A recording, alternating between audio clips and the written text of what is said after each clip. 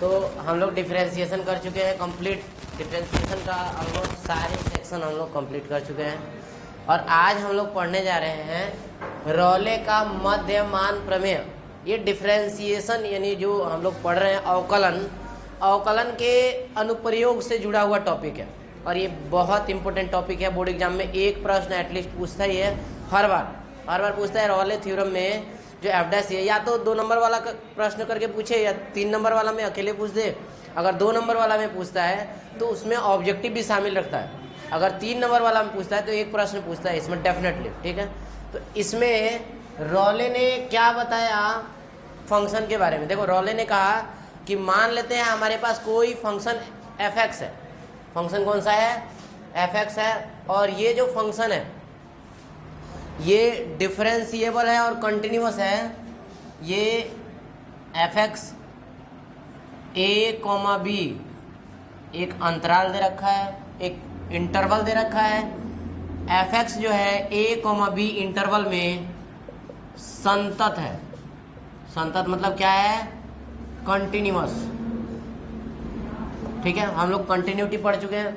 कोई भी function continuous तभी हो सकता है जब वो किसी दिए गए फलन के सभी बिंदुओं पर परिभाषित हो। अपरिभाषित आता है जब भी तो उसको बोलते हैं असंतत है, ठीक है। यानी ग्राफ कहीं भी टूटना नहीं चाहिए उसका ग्राफ हमेशा कैसा रहना चाहिए? कंटिन्यूअस रहना चाहिए, ठीक है। जैसे मान लेते हैं ये हमारा फंक्शन है, इसका ग्राफ इस तरीके गया, ये कंटिन्यूअस फंक्शन है। तो इस टाइप से हम लोग एज्यूम कर लेते हैं कि कोई फंक्शन ऐसा है जो ए कॉमा बी इंटरवल में कंटिन्यूअस है और ये जो इंटरवल है ये कौन सा इंटरवल है? Close interval. इसमें बंद अंतराल इसको कहते हैं हम लोग, ठीक है। बंद अंतराल में क्या है? ये कंटिन्यूअस है। बंद अंतराल के बारे में हम लोग पहले समझ चुके हैं। इसमें ए से बड़ा या बराबर लिया जाता है और बी से छोटा या बराबर लिया जाता है। एक्स का जो वैल्यू है ए से बड़ा या बराबर और बी से छोटा या बराबर लिया जाता है। मैंने एफ एक्स जो है इसमें कंटिन्यूअस है और दूसरा ये फर्स्ट कंडीशन है। दूसरा कंडीशन कह रहा है कि एफ एक्स जो है ए कोमा बी ओपन इंटरवल है। ओपन इंटरवल में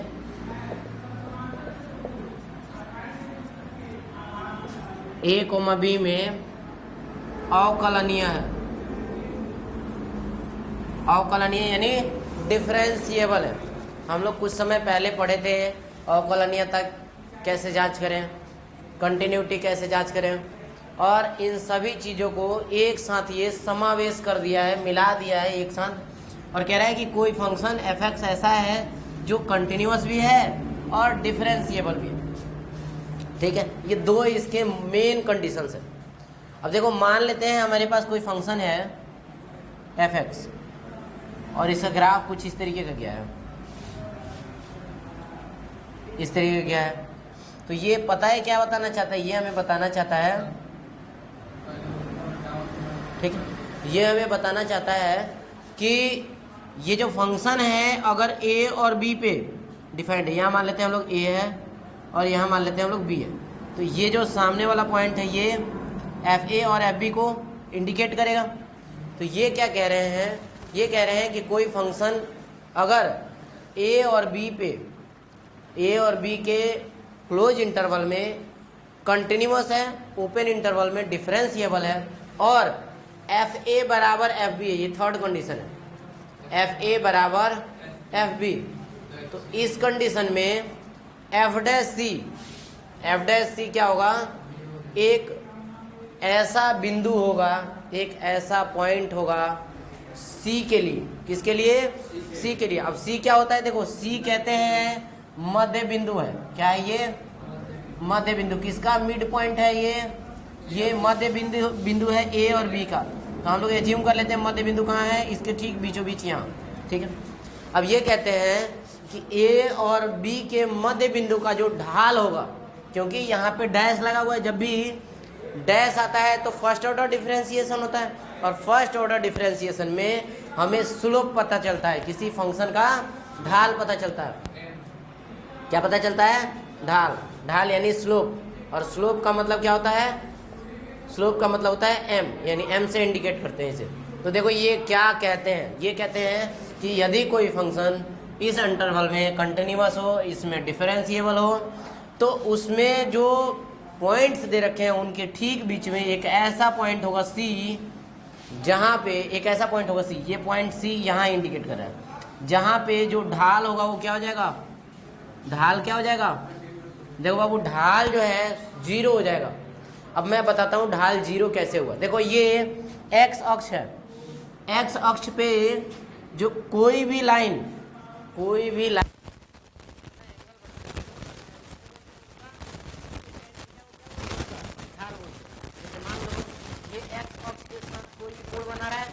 नहीं बना रहा है, इसमें थीटा का मान कितना हो जाएगा, 0।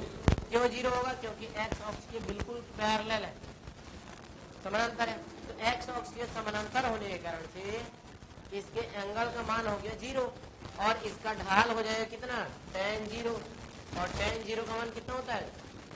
तो इन्होंने कहा कि अगर 2 पॉइंट्स हमें मालूम है तो उनके बीच में एक तीसरा पॉइंट सी होगा, जिस पॉइंट पे ये वाला अगर कंडीशन लागू हो रहा है एफ ए बराबर एफ बी, तो इस पॉइंट पे ढाल क्या हो जाएगा, 0।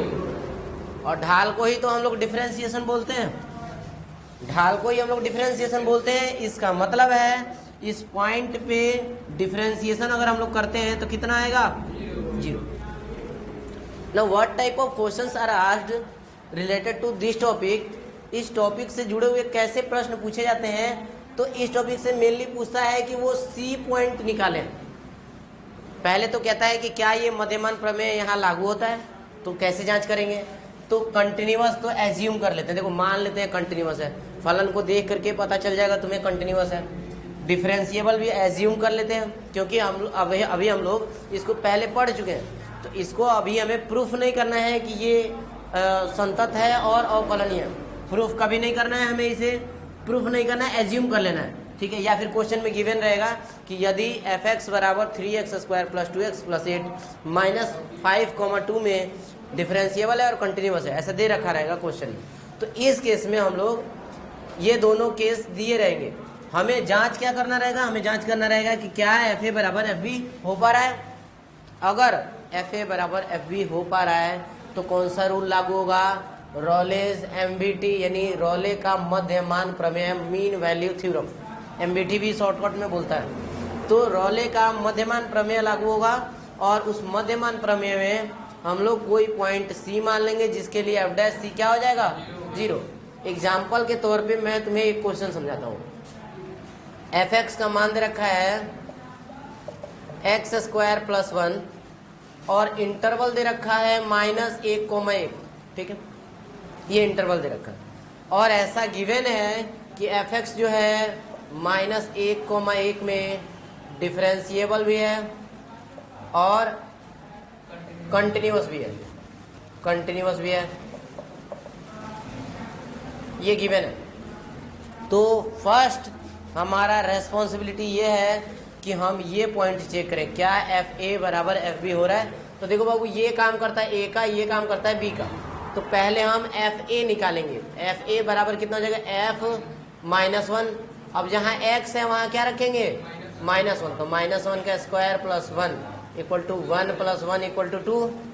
नाउ एफ बी, तो 1 निकालेंगे, f1 = कितना हो जाएगा, 1² + 1 = 1 + 1 = 2। देखो दोनों बराबर है ना, तो लिखेंगे सिंस एफ ए बराबर एफ बी, इसलिए रॉले थ्योरम यहाँ लागू होगा। कौन सा थ्योरम लागू होगा, एमबीटी प्रमेय लागू होगा। कोई दिक्कत, देखो जब हमें पता चल जाए कि एमबीटी लागू होगा तो हमें वो पॉइंट निकालना है, कौन सा पॉइंट, सी वाला पॉइंट, तो लिखेंगे इसलिए एफ डैश सी बराबर 0। अब सबसे पहले हमें एफ डैश एक्स निकालना है, डिफरेंशिएशन करो, इसका कितना आएगा, 2x + 0 बराबर 2x आएगा, ठीक है। हमें क्या करना है, पॉइंट निकालने के लिए यहाँ x के जगह पे क्या मान लेना है, c, तो 2c बराबर कितना हो जाएगा, और देखो c का मान निकालता हूँ मैं, c बराबर 0/2 हो जाएगा, बराबर कितना हो जाएगा, और क्या 0 इन दोनों के बीच में आता है, यस, -1 और 1 के बीच में 0 आता है।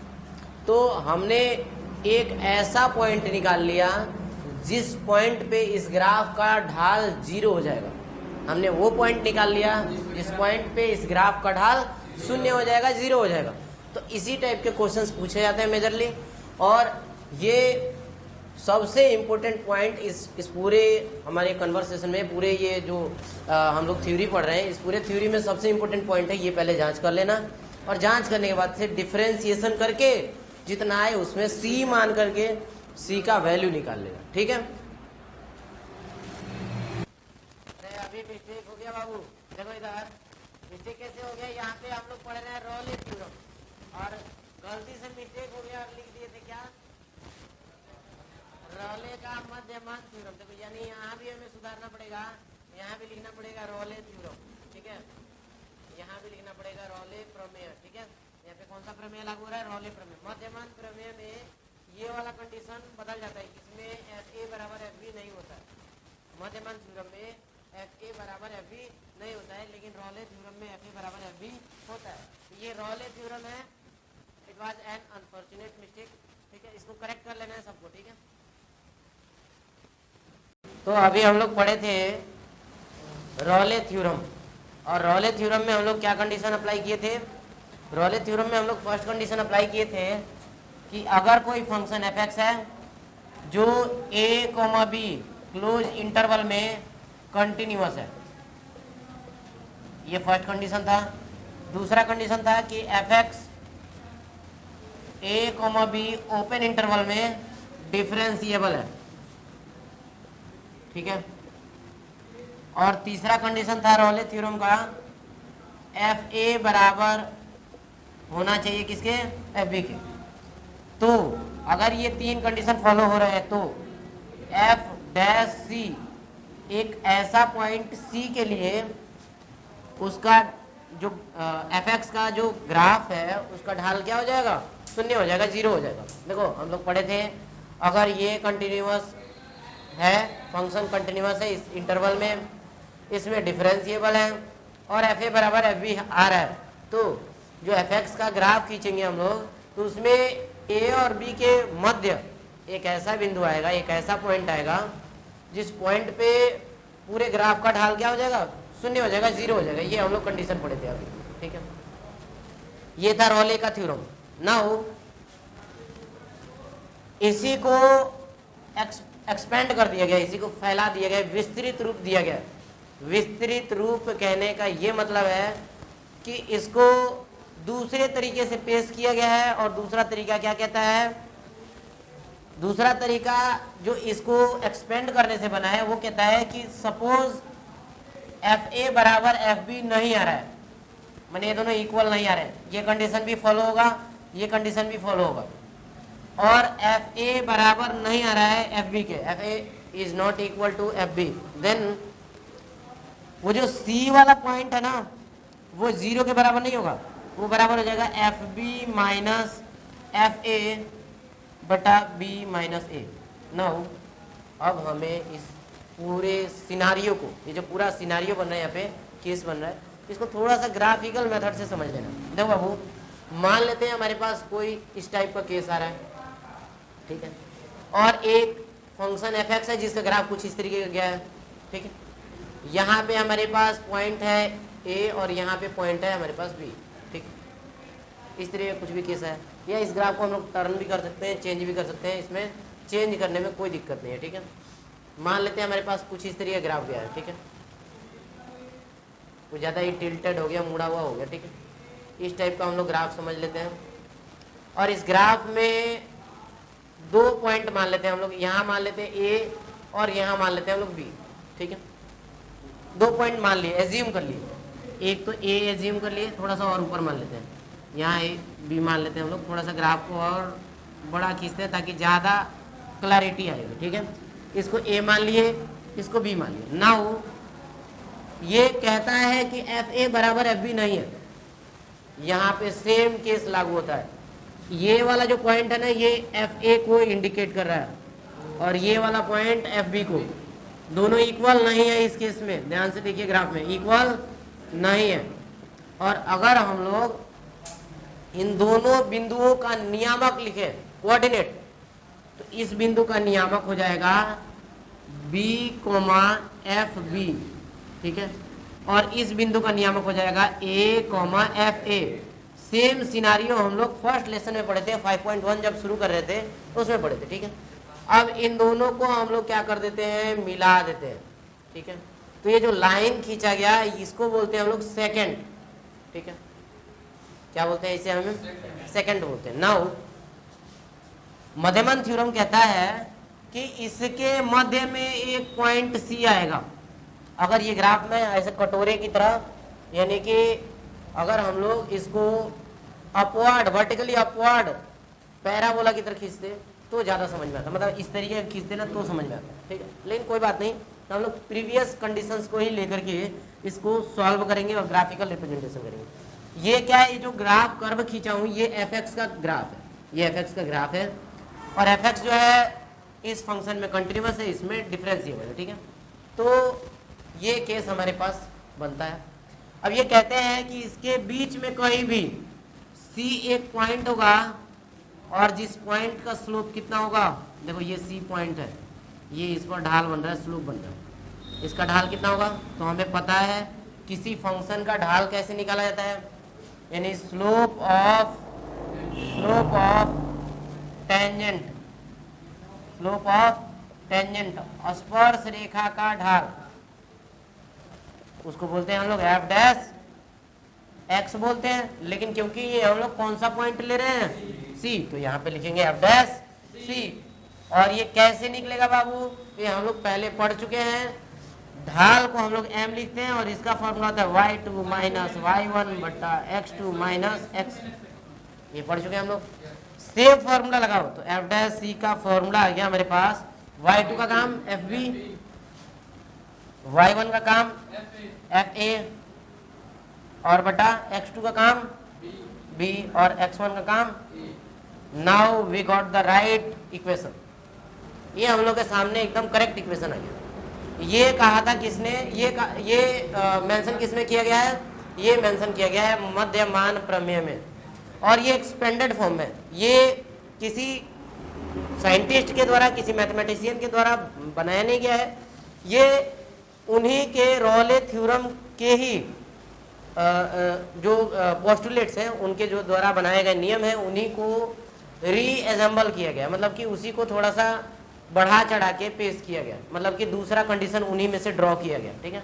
और दूसरा कंडीशन कहता है अगर एफ एक्स कोई फंक्शन है जो ए और बी में कंटिन्यूअस है, ए और बी के ओपन इंटरवल में डिफरेंशिएबल है, और एफ ए बराबर नहीं है एफ बी के, F A is not equal to F B, then F dash C एक सी पॉइंट के लिए, इन दोनों के बीच में सी है, कहाँ है C, C belongs to A comma B, A और बी के बीच का पॉइंट है, और ए और बी के बीच में एक ऐसा पॉइंट सी है जिसके लिए F dash C is equal to F B minus F A बटा बी माइनस ए।